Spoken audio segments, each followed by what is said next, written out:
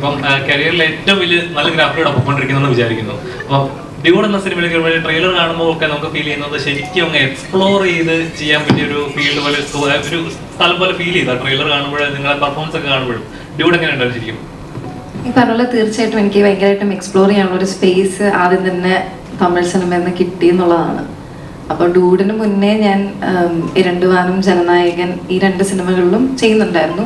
ഒപ്പം തന്നെ ഡൂഡിലേക്ക് കയറിയപ്പം ഒരു ഭയങ്കര എന്താ പറയുക ഫ്രീഡം കിട്ടി. എല്ലാ ഇമോഷൻസും കാര്യങ്ങളും ഒക്കെ എൻ്റെ ക്യാരക്ടറിനകത്തുണ്ട്. അപ്പോൾ ആ ഒരു ഡെപ്തും ഒക്കെ കവർ ചെയ്യാൻ പറ്റി. And with the help of Pradeep sir and Keerthi sir എനിക്ക് നന്നായിട്ട് ചെയ്യാൻ പറ്റിയെന്ന് ഞാൻ വിശ്വസിക്കുന്നു.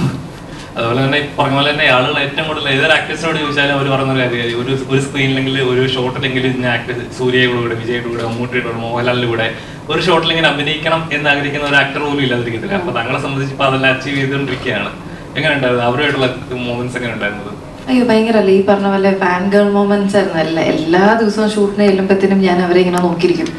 അതായത് അവരെന്താണ് ചെയ്യുന്നത് നോക്കും, അവരെ ഒബ്സർവ് ചെയ്യും, അവരെങ്ങനെയാണ് സെറ്റിൽ ബിഹേവ് ചെയ്യുന്നത്, ഇൻ ആൻഡ് ഔട്ട് ഇപ്പം ആക്ടിങ്, ക്യാമറയ്ക്ക് മുന്നിലും പുറകിലും എങ്ങനെയാണ് അവര്. അപ്പൊ അതൊക്കെ കണ്ട് ഭയങ്കര ഇൻസ്പിറേഷൻ കൊള്ളുകയും മാത്രമല്ല നമ്മൾ സ്ക്രീനിൽ കണ്ട് വളർന്നവരാണല്ലോ നമ്മളെല്ലാവരും. അപ്പം ഇവരായിട്ട് നേരിട്ട് ഇടപെടുമ്പോൾ അവര് നമ്മളെ കൂടുതൽ ഇൻസ്പയർ ചെയ്യുക. അതായത് ജസ്റ്റ് സ്റ്റാർഡം മാത്രമല്ല, അവര് ഭയങ്കര ഇൻ പേഴ്സൺ ഭയങ്കര സ്വീറ്റ് ആൻഡ് ഭയങ്കര ലൈക്ക് നമുക്ക് എന്താ കൂടുതൽ അഡ്മിറേഷൻ തോന്നും. അപ്പൊ എനിക്ക് അങ്ങനെയാണ് അവര്. അയ്യോ അങ്ങനെ ഒരിക്കലും പറ്റത്തില്ല. രണ്ടുപേരെയും എന്താ പറയാ നമുക്ക് കമ്പയർ ചെയ്യാൻ പോലും പറ്റത്തില്ല. ട്രെയിലറിൽ കുറെ അടിക്കണ സീക്വൻസ് ഉണ്ട്, അത് എത്ര ടേക്ക് ഒക്കെ പോയിട്ടുണ്ടായിരുന്നു? ടേക്കൊക്കെ അത് പ്രദീപ് സാർ പറയുമോ എത്ര ടേക്ക്? എനിക്കൊന്ന് മാക്സിമം എല്ലാ സീനിലും അടി കൊടുക്കുന്ന എല്ലാ സീനിലും ഐ തിങ്ക് 1 or 2 മാക്സിമം അല്ലേ?